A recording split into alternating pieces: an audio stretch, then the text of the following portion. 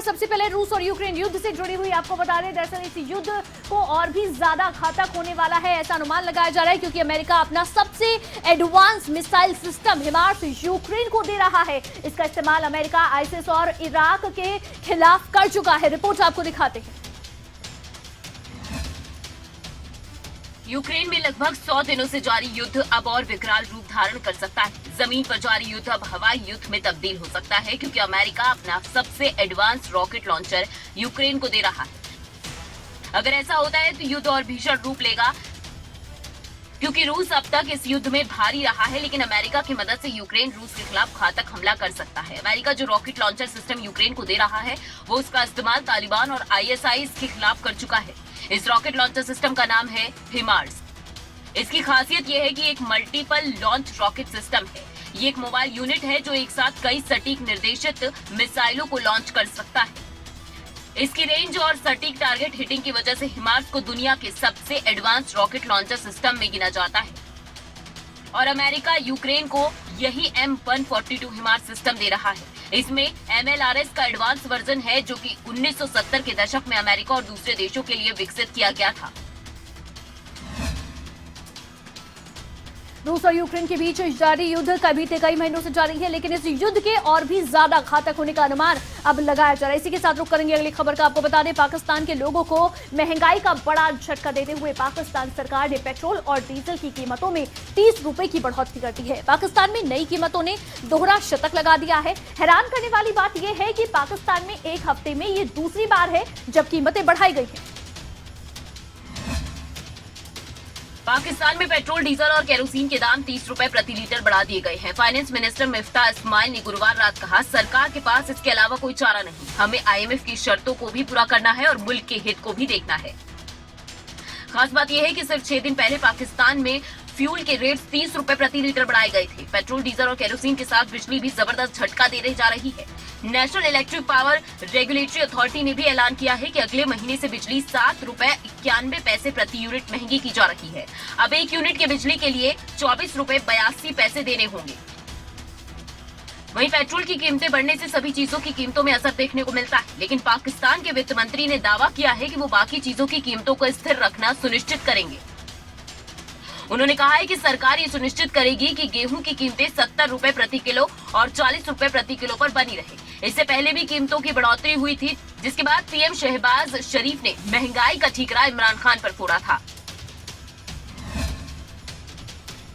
पाकिस्तान की जनता पर लगातार महंगाई की मार जारी है और इसी बीच अब पाकिस्तान को श्रीलंका जैसे आर्थिक स्थिति होने का डर भी सताने लगा है। रुक करेंगे अगली खबर का। आपको बता दें, इजरायल के रक्षा मंत्री से भारत के रक्षा मंत्री राजनाथ सिंह ने मुलाकात की और इस दौरान दोनों के बीच कई अहम मुद्दों पर चर्चा भी हुई। इजरायल के रक्षा मंत्री बेनी गेंट्स भारत यात्रा पर है। इस दौरान भारत और इजरायल की नजदीकियां और बढ़ने की उम्मीद है। सबसे पहले इजरायल के रक्षा मंत्री ने अपने समकक्ष भारत के रक्षा मंत्री राजनाथ सिंह से मुलाकात की। ये मुलाकात बहुत अहम थी। इस दौरान विशेष सुरक्षा घोषणा पर हस्ताक्षर करने की बात सामने आई थी। इस घोषणा पत्र पर भारत और इजरायल के बीच सुरक्षा और राजनयिक संबंधों के 30 साल पूरे होने के मौके पर हस्ताक्षर करने की बात भी सामने आई थी। आपकी जानकारी के लिए बता दें कि इजरायल के रक्षा मंत्री गेंट्स को मार्च में भारत यात्रा पर आना था, लेकिन इजरायल में आतंकवादी हमलों के मद्देनजर उन्होंने अपने दौरे को टाल दिया था। इजरायल ने हाल के सालों में भारत के साथ रक्षा संबंधों को पुख्ता बनाने की दिशा में कई कदम उठाए, जिनमें हवाई और मिसाइल रक्षा प्रणाली पर विशेष जोर दिया गया है और दोनों कंपनी संयुक्त रूप से भी कुछ परियोजनाओं पर काम कर रही है। इजरायली प्रधानमंत्री नफ्ताली बेनेट का भी भारत का प्रस्तावित कार्यक्रम है। हालांकि अभी इस यात्रा की तारीखों को अंतिम रूप नहीं दिया गया है।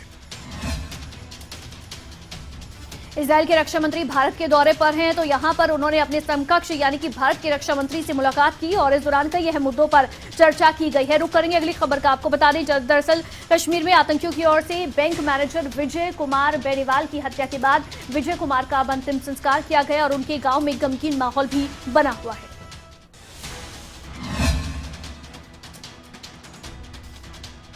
जम्मू कश्मीर के कुलगाम जिले में टारगेट किलिंग में मारे गए बैंक मैनेजर विजय का शुक्रवार को उनके पैतृक गांव में अंतिम संस्कार किया गया। विजय कुमार राजस्थान के हनुमानगढ़ जिले के भगवान गांव के रहने वाले थे। ग्रामीणों को जैसे सूचना मिली कि बैंक मैनेजर विजय कुमार को आतंकियों ने मार दिया है, उसके बाद से ही गांव में मातम पसर गया। परिवार वालों को तो सदमा लगा। अभी 4 महीने पहले ही विजय कुमार की शादी हुई थी। घर वालों को विजय कुमार की हत्या की जानकारी गुरुवार सुबह दी गई। विजय कुमार की हत्या में गम में रोते बिलखते परिवार वालों को ग्रामीणों ने संभाला। विजय के भाई अनिल ने बताया कि 2 दिन पहले ही विजय से मोबाइल पर बात हुई थी। विजय ने अगले महीने छुट्टी पर घर आना था। राजस्थान के हनुमानगढ़ से नाता रखने वाले विजय कुमार की 1 हफ्ते पहले ही कुलगाम शाखा में काम करना शुरू किया था। वो पहले केंद्र सरकार, जम्मू कश्मीर प्रशासन और भारतीय स्टेट बैंक के सह स्वामित्व वाले बैंक कोकरनाग शाखा में कार्यरत थे।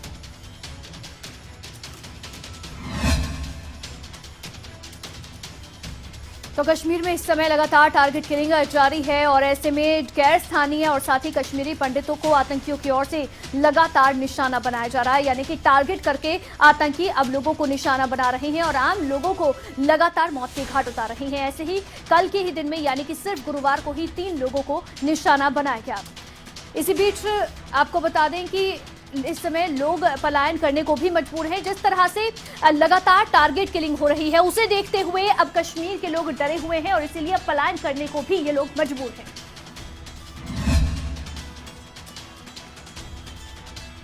जम्मू कश्मीर में बीते कुछ दिनों में टारगेट किलिंग बढ़ी है। 26 दिन में 10 लोगों की हत्या हो चुकी है। 2 लोगों का मर्डर कल हुआ था। इसमें एक बैंक मैनेजर विजय कुमार का नाम शामिल है। इसके बाद शाम को बडगाम में 2 प्रवासी मजदूरों को निशाना बनाया गया। एक प्रवासी मजदूर की मौत हो चुकी है। जम्मू कश्मीर में हालात बिगड़ते दिख रहे हैं। इस बीच केंद्रीय गृह मंत्री अमित शाह जम्मू कश्मीर के ताजा हालात पर समीक्षा बैठक करने वाले हैं। आतंकियों द्वारा टारगेट किलिंग के खिलाफ कश्मीरी पंडितों ने सामूहिक पलायन करना शुरू कर दिया है। 26 दिन में 10 लोगों की हत्या आतंकी कर चुके हैं, जिससे लोगों में डर का माहौल है। जम्मू कश्मीर में हो रही हत्याओं से दूसरे प्रदेशों में वहां जाकर काम करने वाले लोग घबरा गए हैं। लोग अब घाटी छोड़ रहे हैं। ड्यूटी दे रहे थे और उनको गोली मार के हत्या कर दी गई। वैसे ही 2 दिन पहले 3 दिन पहले हमारी एक बहन स्कूल के प्रीमिसेस के अंदर मारी गई। आज सुबह से 2 किलिंग्स माइनॉरिटी की हो चुकी हैं। तो हम लोगों ने जब सुना आज सुबह तो हम आज निकल गए। हम मजबूर हो गए वहां से निकलने के लिए। कश्मीर में लोग इस समय डरे हुए हैं और इसीलिए अब वहां से पलायन करने का अब जो है कोशिश की जा रही है और साथ ही साथ लगातार सरकार से भी सुरक्षा की मांग इस सब के बीच की जा रही है। रुक करेंगे अगली खबर का। खबर उत्तराखंड से, जहां पर चंपावत विधानसभा सीट पर उपचुनाव हुआ और उसके नतीजे अब आखिरकार आ गए हैं, जिसमें मुख्यमंत्री पुष्कर सिंह धामी ने बाजी मार ली है। उत्तराखंड की चंपावत विधानसभा सीट पर हुए उपचुनाव के नतीजे घोषित कर दिए गए हैं। इसी के साथ मुख्यमंत्री पुष्कर सिंह धामी ने चंपावत विधानसभा सीट से जीत हासिल कर ली है। उन्होंने कांग्रेस प्रत्याशी निर्मला गैतोड़ी समेत सपा प्रत्याशी मनोज कुमार और निर्दलीय प्रत्याशी हिमांशु गरकोची को पछाड़ते हुए जीत का परचम लहराया है। 13 चरणों में हुई मतगणना के बाद धामी ने कांग्रेस प्रत्याशी को भारी मतों से हरा दिया। बीजेपी उम्मीदवार सीएम पुष्कर सिंह धामी ने 55,000 से ज्यादा वोटों के अंतर से जीत दर्ज की। वहीं उपचुनाव के लिए 13वें राउंड तक हुई काउंटिंग में कांग्रेस प्रत्याशी निर्मला गैतोड़ी को 3,147 वोट मिले। बीजेपी प्रत्याशी पुष्कर सिंह धामी को 55,000 से ज्यादा, सपा प्रत्याशी मनोज कुमार को 409, निर्दलीय प्रत्याशी हिमांशु गरकोटी को 399 और नोटा के हिस्से में 372 मत आए। सीएम पुष्कर सिंह धामी की जीत से बीजेपी खेमे में खुशी का माहौल है। बीजेपी कार्यकर्ता ढोल नगाड़ों के साथ धामी की जीत का जश्न मना रहे हैं और एक दूसरे का मुंह मीठा करवा रहे हैं। गौरतलब है कि प्रदेश के मुख्यमंत्री पद पर बने रहने के लिए मुख्यमंत्री पुष्कर सिंह धामी का चंपावत विधानसभा सीट से जीतना बेहद जरूरी था। तो उत्तराखंड में चंपावत विधानसभा सीट पर उपचुनाव हुए, जिसमें मुख्यमंत्री पुष्कर सिंह धामी ने जीत हासिल की है, जिसके बाद से ही लगातार बीजेपी खेमे में खुशी का माहौल देखा जा रहा है। रुक करेंगे अगली खबर का। आपको बता दें, पंजाबी सिंगर सिद्धू मूसेवाला की हत्या के बाद मुख्यमंत्री भगवंत मान उनके परिजनों से मिलने के लिए पहुंचे। मानसा के गांव मूसा में भगवंत मान का ग्रामीणों ने जोरदार विरोध भी किया। पंजाब के सीएम भगवंत मान शुक्रवार को सिद्धू मूसेवाला के परिवार से मिलने उनके घर पर पहुंचे। भगवंत मान के मूसावाला गांव में पहुंचने को लेकर तनाव की स्थिति देखने को मिली। मूसा गांव के लोग सिद्धू मूसेवाले की सिक्योरिटी में कटौती को लेकर आम आदमी पार्टी की सरकार के खिलाफ विरोध प्रदर्शन कर रहे हैं। ग्रामीणों का आरोप है कि सिद्धू मूसेवाला की सिक्योरिटी में कटौती होने की वजह से ही उनकी हत्या हुई और वो सीधे तौर पर हत्या के लिए पंजाब सरकार को जिम्मेदार मानते हैं। वहीं शुक्रवार सुबह से ही भगवंत मान के गाँव पहुँचने को लेकर विरोध प्रदर्शन शुरू हो गया था। हालांकि सीएम भगवंत मान के पहुंचने से पहले गांव में सुरक्षा के बेहद कड़े प्रबंध किए गए। ग्रामीणों का आरोप है कि सीएम के दौरे की वजह से रिश्तेदारों को भी गांव में एंट्री नहीं मिल रही है। पुलिस ने हालांकि विरोध प्रदर्शन को शांत करवाने में कामयाबी हासिल कर ली थी।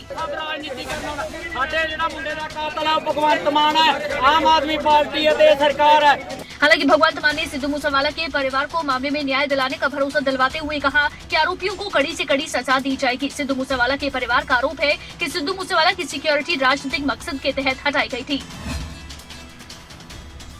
सिद्धू मूसेवाला की हत्याकांड के बाद से ही लगातार उनके चाहने वालों में गुस्सा देखा जा रहा है, सरकार को घेरा जा रहा है और साथ ही अब जब आज पंजाब के मुख्यमंत्री भगवंत मान सिद्धू मूसेवाला के परिजनों से मिलने के लिए पहुंचे तो इस दौरान उन्हें ग्रामीणों के गुस्से का सामना भी करना पड़ा। रुक करेंगे अगली खबर का। हरियाणा में इस समय चुनावी माहौल बना हुआ है, चाहे बात राज्यसभा चुनाव की हो या फिर बात हो निकाय चुनाव की, जहां बीजेपी और जेजेपी दोनों ने ही एकला चलो की नीति से अब यू टर्न ले लिया है और अब दोनों पार्टियां सरकार में ही नहीं बल्कि निकाय चुनाव में भी मिलकर चुनाव लड़ने वाली है।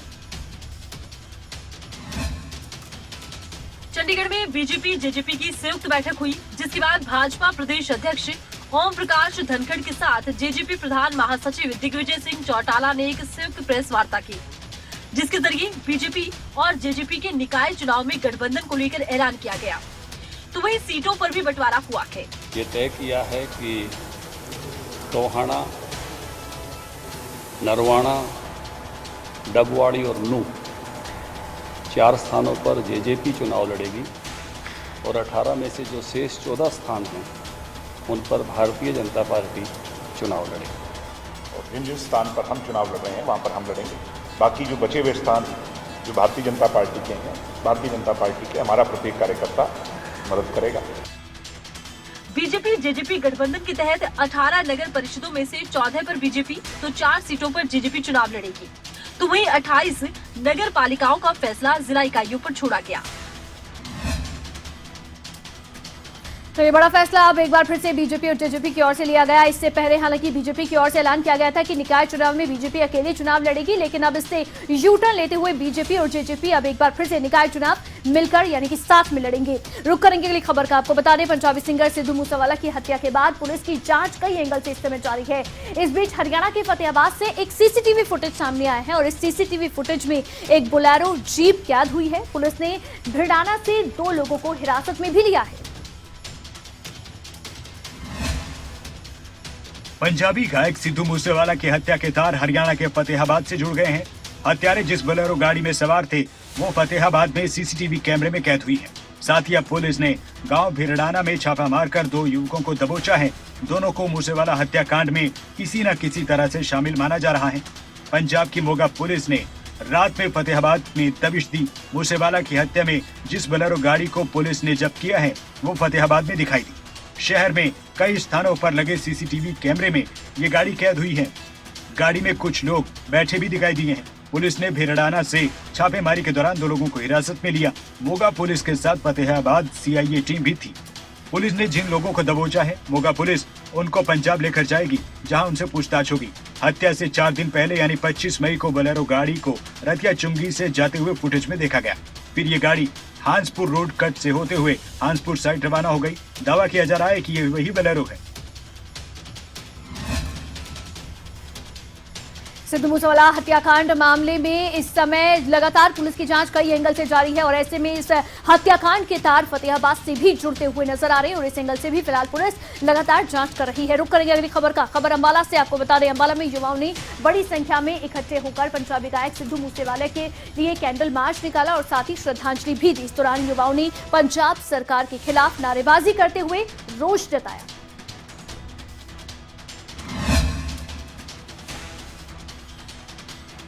पंजाबी सिंगर सिद्धू मूसेवाला की हत्या के बाद युवाओं का गुस्सा पंजाब सरकार के खिलाफ देखने को मिल रहा है।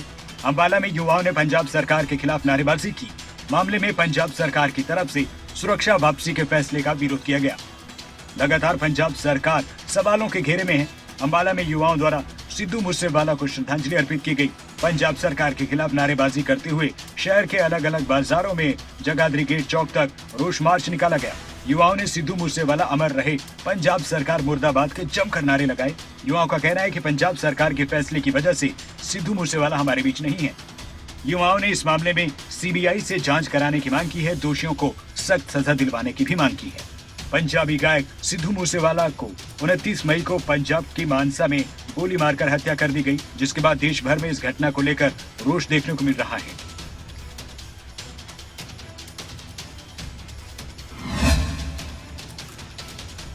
सिद्धू मूसेवाला हत्याकांड के बाद से ही एक और जहां लगातार पंजाब सरकार को घेरा जा रहा है, तो वहीं दूसरी तरफ इस समय सिद्धू मूसेवाला को श्रद्धांजलि भी सभी लोग देते हुए नजर आ रहे हैं। तस्वीरें अंबाला से आपको दिखाई। रुक करेंगे अगली खबर का। खेलो इंडिया यूथ गेम्स को लेकर मुख्यमंत्री मनोहर लाल ने एक प्रेस कॉन्फ्रेंस की और इस दौरान उनकी ओर से बताया गया कि 4 तारीख को केंद्रीय गृह मंत्री अमित शाह खेलो इंडिया की ओपनिंग सेरेमनी में शामिल होंगे। हरियाणा में 4 से 13 जून तक खेलो इंडिया यूथ गेम्स का आयोजन होने वाला है। सीएम मनोहर लाल ने गुरुवार को इस बारे में जानकारी दी। सीएम ने कहा कि खेलों में हरियाणा का योगदान हमेशा सबसे ज्यादा रहा, लेकिन अंतर्राष्ट्रीय स्तर पर सुधार की जरूरत है। उन्होंने कहा कि केंद्रीय गृह मंत्री अमित शाह खेलो इंडिया की ओपनिंग सेरेमनी में मुख्य अतिथि होंगे। उन्होंने खेलों की मेजबानी देने के लिए पीएम नरेंद्र मोदी और भारत सरकार का धन्यवाद कहा। ये जो खेलो इंडिया का कार्यक्रम है, ये जैसा होता है 10 दिन तक चलेगा। 25 इसमें गेम्स होंगे और इसकी जो शुरुआत है 4 तारीख को, इसमें हमारे केंद्रीय गृह मंत्री श्री अमित शाह जी वो पधार रहे हैं। उनका कार्यक्रम फाइनल हो गया है। सायंकाल 7 बजे के लिए हमने जनता को बुलाया है। प्रेस कॉन्फ्रेंस के दौरान सीएम ने कहा कि खेलो इंडिया को लेकर तमाम व्यवस्था हो चुकी है। मुख्यमंत्री ने कहा कि खेलों को हरियाणा सरकार लगातार बढ़ावा दे रही है, जिससे युवा भी नशे से दूर रहेंगे। अनिल मोद, खबरें अभी तक।